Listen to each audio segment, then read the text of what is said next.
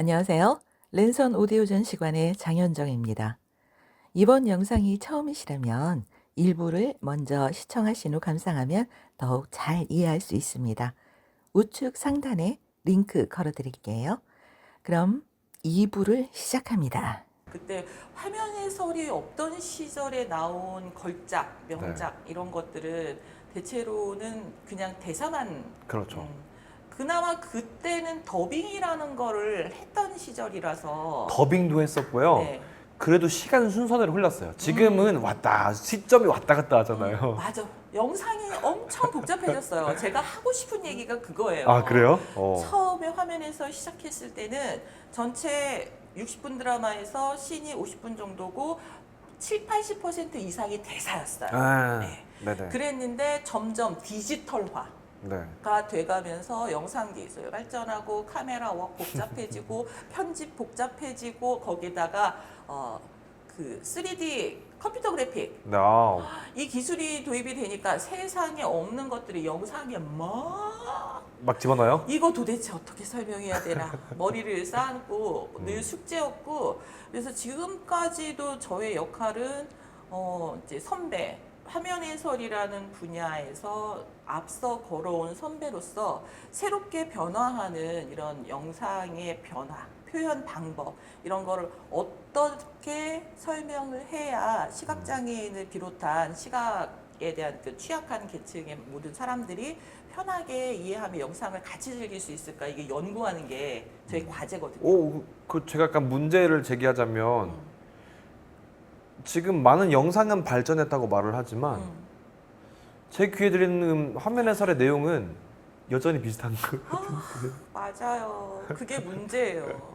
그게 어떻게 보면은 화면 해설의 어떤 가이드라인이라는 것이 네. 이제 좀 정립이 되고 있는 시점인데 그 중에 감상자의 몰입도 이것을 방해하지 않는다라는 그런 목적을 위해서 카메라 웍이라든지 편집 방법이라든지 설명 자체의 화면이라든지 영상이라든지 이런 말을 뺀다. 이런 규칙이 있거든요. 아쉽다. 이제 그러다 보니까 기술적인 부분을 설명하는 게 조금 못 따라가는 거죠. 그러면 조금이라기보다는 많이 못 따라가는 거죠. 그러면 이제 못 담고 있잖아요, 현재로서는. 네네. 나중에 이 랜선 오디오 전시관에서 한번 그 카메라가 어떤지에 대한 고찰 이야기 한번 나눠보면 어떨까요? 네. 그것도 좋네요. 네. 이를테면은 화면 해설에서 점점 이제 뒷모습 걸어가는 뒷모습 이런 게 잡혀 있을 때는 우리가 걸어간다 그렇죠. 라고 얘기하고 네. 정면으로 얼굴을 보이는 상태로 마주 오는 거는 걸어온다 이런 식으로 표현하기도 하고 이런 데서 이제 피사체가 어떻게 화면에 담겨 달라지는지, 있는지 네. 모습도 네. 그려줄 수 있는 거고 되게 높은 상공에서 슉 내려다보면서 전체 뷰가 한눈에 싹 들어오는 이런 풍경 이럴 때는 카메라가 드론을 띄워가지고 상공에서 이제 거리에 비례해서 영상에 담기는 그 범위도 넓어지는 이런 변화들이 있잖아요. 네. 이런 것들을 설명해 주는 것으로 어떤 영상이 펼쳐지고 있겠구나라는 것을 화면 해설의 내용하고 접목해서 수용자 입장에서 받아들일 수 있게 가이드 될 것 그러면 같은데. 영상 보는 게 훨씬 재밌어질 맞아요. 것 같기도 한데요. 네, 그래서 저는 그런 얘기들을 꼭 했으면 좋겠어요. 그러면 이 화면 해설 작가들이 어떤 지점에서 힘들어하겠구나라는 게 조금 더 다가올 것 같아요. 근데 화면 해설 작가의 한 사람으로서 사실 이게 굉장히 어려운 작업이라서 이해받고 싶은 부분도 있긴 한데 네. 그런 거와는 별개로 품질이라는 것은 지켜지고 또는 시간이 갈수록 나날이 발전해야 되거든요. 근데 제자리 걸음을 하고 있고 화면 해설의 묘사 방법이라든지 기술 방법 이런 것은 제자리 걸음을 하는데 기술은 엄청 발전해서 저 앞에까지 달려가고 있단 말이에요. 네. 그러니까 상대적으로 화면 해설은 퇴보하는 거죠. 화면 해설 양은 많이 늘어났어요, 확실히. 그렇기는 해요. 네. 우리나라가 양적으로 보면은 화면 해설 1위예요. 분량으로는. 과거에는 이제 역시. 뭐 영국이 선두주자로 제일 많이 한다 이렇게 했었는데 우리나라가 이게 법제화가 됐잖아. 의무 그렇죠. 편성. 네. 그래서 방송사마다 그 뭐 방송사 얼만큼 니네 돈 버니 거기에서 뭐 많이 버는 데는 10%, 좀 적게 버는 데는 7%, 그다음에 그뭐 유선 방송 같은 데는 뭐 5% 이런 식으로 차등으로 분량을 정해놨거든요. 네. 그런데 그렇게 정해놓고 나니까 문제가 생기더라고요. 어떤 문제요? 이게 한 편 만들어 놓고 1시간짜리 한 편 만들었어요. 그럼 1시간 분량이잖아요. 네. 근데 이거를 3번 재방송해요. 그럼 4번 나가는 거니까 그렇죠. 4시간 하나 만드는 걸로 4시간을 채우는 거야.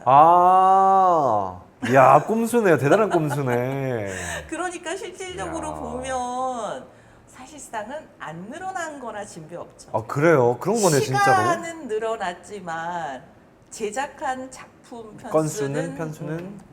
제자리인 거죠. 야. 그래서 이게 문제시 되면서 많은 이제 사용자들의 불만이 이제 터지고 이러다 보니까 심각한 문제로 받아들였는지 얼마 전부터 재방송률을 좀 줄이자 이런 이게 너무 심하게 했다. 우리 우려 먹었다. 이런 거네요. 네. 근데 강제적으로 방통위에서 시켰을 거예요. 방송사가 자체적으로 자아 비판을 하면 앞으로는 좀 성실하지 이렇게 했을 리가 없어요. 그렇죠. 제도가 있어야지 하는 거니까요. 네. 그리고 뭐 상대적으로 뭐 사용자 입장에서 지금 너무 화면 해설의 품질이 안 좋다. 저는 그 유형이 있는데요.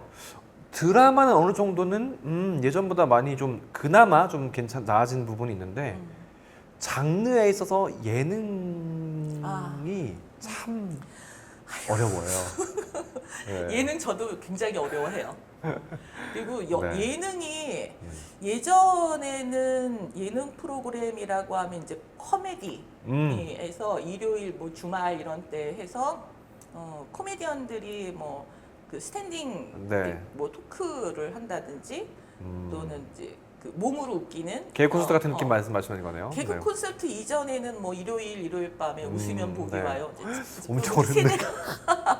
그렇게 해서 그냥 웃음을 목적으로 네. 하는 거였죠. 네. 개그 콘서트 같은 거는 조금 달라서 무대극처럼 그렇죠, 무대곡이죠. 일단은 특수성이 있고 네네. 그 이후에는 조금씩 더 버라이어티해져가지고 그러니까 무한도전 1박 2일 같은 느낌 말씀하시는 거죠. 뭐 많은 사람들이 네. 나오기도 하고 네. 스튜디오하고 뭐 VCR 뭐 촬영해 놓은 거를 뭐 동시에 왔다 갔다 교차하면서 진행하기도 하고 미운 우리 새끼 같은 느낌인데 예. 지금 보면. 예전에는 네. 스튜디오 안에서만 했던 것이 이제 바깥으로 나가고 해외로도 나가고 뭐 맞아요. 이러면서 나 혼자 산다 이런 것도 많이 그 장르가 네. 너무너무 다양해진 맞아요. 거예요. 네. 여기에다가 개그맨, 코미디언, 그러니까 희극인들이 아니라 이제는 웹툰 작가, 배우라든지 네, 맞아요. 그냥 네. 셀럽들이 등장을 하는 게 많아졌잖아요. 네. 그러니까 대본이나 뭐 의도적으로 웃기기보다는 그 프로그램에 등장하는 사람들이 나름대로의 자기 캐릭터를 자유롭게 네, 네. 그러니까 여기에는 버라이어티에다가 리얼. 리얼이라는 말이 붙게 된 거죠. 네. 그래서 무슨 대본 다큐멘터리나 영화 드라마는 대본이 있으니까 거기에 정해져 있는 이야기 흐름을 따라가면 되는데 그렇죠. 리얼 버라이어티 쇼. 네. 시시각각 쓸거리가 너무 많고 거기다 자막이 평균 3초마다 한 번씩 바뀌어요. 자막만 읽어줘도 이거는 너무 힘든 일인데다가 영상이랑 개연성을 맞춰야죠. 거기 등장하는 사람들 캐릭터가 있으니까 또 얘기해줘야 되죠. 한꺼번에 7, 8, 9명까지도 막 나오니까. 그렇죠. 맞아요. 카메라도 엄청 많고. 네네. 사람도 많고. 네, 장소 이동이니 너무너무 어려운 거예요. 근데 그래서 이해해 달라는 거는 아니고 그렇지만 어렵지만 화면 해설 작가는 이거를 뛰어넘어서 자기의 역량을 다 발휘해야 하고 최선을 다해서 사용자에게 편의를 제공해야 이게 당연한 거예요. 그냥 한번 간단하게라도 아까 저희랑 나눴던 하나 예시가 있어요. 저희 들어오기 전에. 네. 그 어떤 작품을 봤는데 그렇게 하면 안 되나요? 한번 해주시죠. 아, 네. 예, 이채원 아나운서 네. 얘기해 주세요. 아까 제목이 뭐였죠? 작품 제목을 기억이 나요. 위닝샷? 네, 내일은 위닝샷이라는 작품이 있다고 했는데 저는 그 작품에 대해서 저한테 여쭤봤잖아요. 저는 그 샷이라고 해서 골프인 줄 알았거든요. 근데 말씀해 주시길 그 테니스 작품이었다고 네, 말씀하셨어요. 테니스 스포츠를 예능화한 프로그램인데 근데 끝까지 테니스란 말이 안 네, 나왔다면서요. 그 프로그램 처음부터 끝까지 진행되는 동안 이게 이 등장한 사람들이 하고 있는 스포츠가 테니스라는 말을 한 번도 안 해주더라고요. 와우, 충격. 야. 그러면 안 되죠. 그러니까 기본 정보인데. 아무리 뭐 열심히 했다고 해도 기본적인 정보를 안 주는데 이거는 화면 해설이라고 하기가 조금 어렵죠. 아, 큰일이네. 그러면 뭐 이런 거네요. 막 제가 걸어가고 있는데 한 사람이 걸어간다. 분명 이창훈인 거랑 이창훈은 밝히지 않는 느낌이네요. 그런 면도 있어요. 아, 그러니까 어떤 사람들은 혹자는 네. 이런 말을 하기도 해요. 특히 이제 장애 관련, 복지 관련 일을 하는 사람들에게 이런 말을 해요. 아, 너희들이 그렇게 이런 서비스를 필요로 하는 사람들을 위해서 애를 쓰니까 정말 진심을 다한다면 최종 퀄리티가 어떻게 되든 간에 너희들의 진심 어린 마음을 사용자는 다 알아줄 거야.